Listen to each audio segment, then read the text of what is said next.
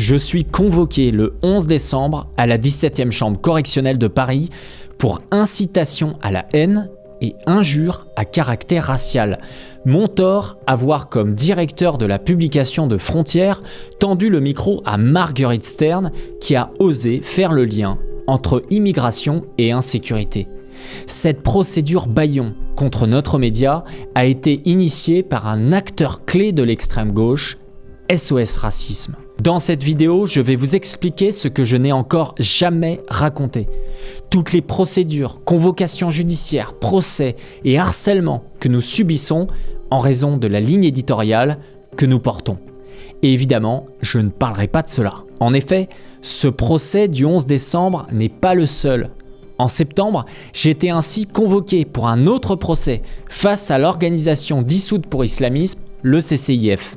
Oui, une association dissoute pour ses liens avec les islamistes peut tout à fait en France enclencher une procédure contre vous et la voir ensuite portée par des associations sœurs. Le 14 février prochain, je serai également auditionné par le tribunal de Marseille suite à une plainte d'avocats d'émeutiers. Ces derniers nous accusent d'avoir révélé leur identité. En effet, alors que des émeutes avaient lieu dans la banlieue en France, nous avons découvert que sur certains canaux d'information, les émeutiers se passaient les numéros et noms d'avocats qui leur garantissaient la libération en cas d'arrestation. Cette information d'intérêt général nous semblait effectivement d'intérêt public, sachant qu'il s'apparentait à une incitation à commettre des violences. Mais c'est nous qui sommes traités comme des délinquants. À côté de ces différentes auditions, d'autres plaintes sont en cours. Une du collectif Antifa de la jeune garde de Raphaël Arnaud qui nous reproche d'avoir révélé l'agression d'un jeune adolescent juif dans le métro parisien. Une autre par un cadre de l'UNEF. Une autre par un élu d'extrême gauche ouvertement proche du Hamas et dont nous avons dénoncé les liens. Ou encore une autre, enfin, par de jeunes émeutiers de la Courneuve, également dérangés par nos révélations sur eux. Face à ce harcèlement judiciaire quasi quotidien, nous subissons d'autres attaques plus pernicieuses. Pour la seconde fois en 12 mois, nos comptes bancaires ont ainsi été fermés sans qu'on nous indique le moindre motif légitime. Des portes se ferment également pour organiser des événements dans des lieux adaptés. Désormais, une partie de mon travail de directeur de la rédaction de Frontières consiste à traiter ces nombreuses auditions et procédures, sans compter le harcèlement d'une certaine presse de gauche qui prétend fact-checker tous nos dires. Mais parfois, le mal est bien plus grave. Ainsi, à côté de la fermeture temporaire de notre compte Instagram à la rentrée, heureusement réhabilité grâce à votre mobilisation massive, notre partenaire occidentiste dont nous sommes associés a vu son compte Instagram fermé définitivement par la plateforme. Nous serons donc devant le juge le 3 décembre prochain contre le groupe Meta pour que ce média occidentiste ne disparaisse pas. Cette vaste offensive de l'extrême gauche contre nous, alliée à certains intérêts financiers et certains groupes, n'est pas sans raison.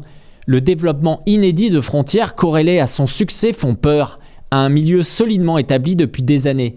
Ils pensent à tort que nous céderons face à leurs actions. Recevoir chaque semaine des courriers d'avocats ne me fait pas peur et ne nous intimidera pas.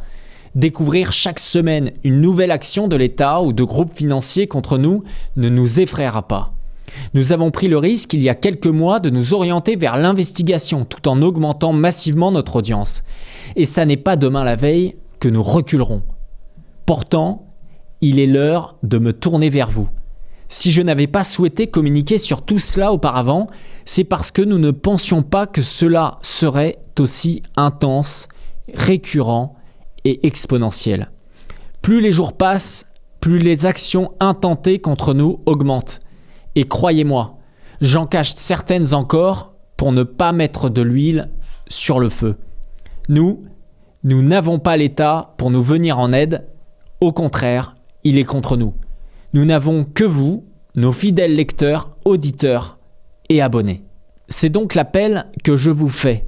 Non un appel à l'aide, mais un appel à la mobilisation générale. Face aux dizaines de milliers d'euros déjà enclenchés dans ces multiples procédures, je lance aujourd'hui notre grande campagne de dons de fin d'année. Vous pouvez en effet nous faire un don défiscalisé à 66% et ainsi nous aider très concrètement. Mieux, vous pouvez vous abonner à notre média. Il y a quelques semaines, nous vous avions annoncé l'objectif de 6 000 abonnés payants au 31 décembre. Si nos audiences sont plus que jamais au rendez-vous, ces objectifs d'abonnés payants ne sont pas remplis. Il nous en manque 4 000, c'est bien trop.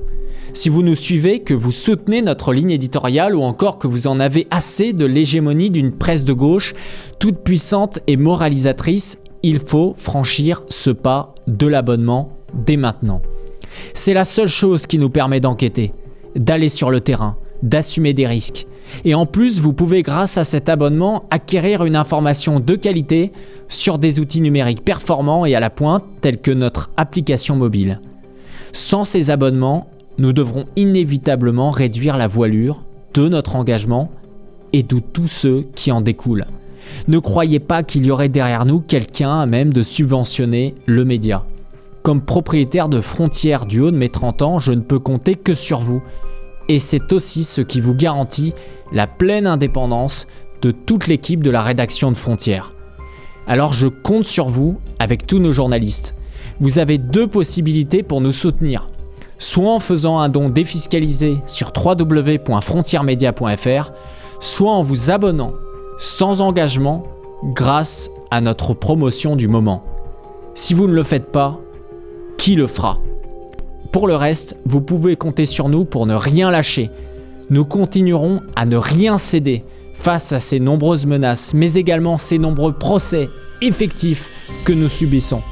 Je continuerai à me rendre sur le terrain en reportage, mais également au tribunal, pour que la vérité continue à transparaître. Merci à tous, rendez-vous sur www.frontiermedia.fr et à très bientôt. Après le CCIF, une organisation dissoute pour islamisme, après l'UNEF, le groupe Antifa La Jeune Garde et d'autres personnalités d'extrême gauche, c'est au tour d'SOS Racisme de nous intenter un procès. Le 11 décembre prochain, notre directeur de la rédaction, Éric Tegner, sera convoqué devant la 17e chambre correctionnelle pour injure publique en fonction de la race et de l'origine ethnique pour des propos tenus par la féministe Marguerite Stern lors d'un grand entretien chez Frontières. Cette procédure bâillon, comme toutes les autres, a pour but précis de nous faire taire. Dans ce cas, l'association subventionnée SOS Racisme reproche le fait que notre invité ait affirmé que les agressions contre les femmes soient surreprésentées chez les étrangers. Pour nous aider à combattre et tenir face à cette extrême gauche, rejoignez notre appel et participez à notre campagne de dons défiscalisée à 66% pour couvrir nos nombreux frais de justice. Rendez-vous dès maintenant sur www.frontiermedia.fr, faites un don et rejoignez la lutte à nos côtés.